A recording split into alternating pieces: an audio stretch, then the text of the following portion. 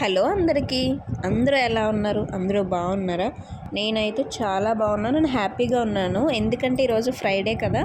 Night టిఫిన్లోకి ఏం చేద్దామా అనుకున్నాను. సో మినపప్పు నానబెట్టి ఉల్లిగడ్డలు అయితే వేశాను. దాంట్లోకి కొబ్బరి, పల్లీలు, వేపిన శనగపప్పు చట్నీ చేశాను. గారెలు పక్కన వేగుతుంటే మా పాప వచ్చి ఆ గిన్నెలో వేయమని అడుగుతుందనమాట. చూడండి, నేను వాయిస్ ఓవర్ ఇస్తున్నప్పుడు కూడా ఎంత అల్లరి చేస్తుందో.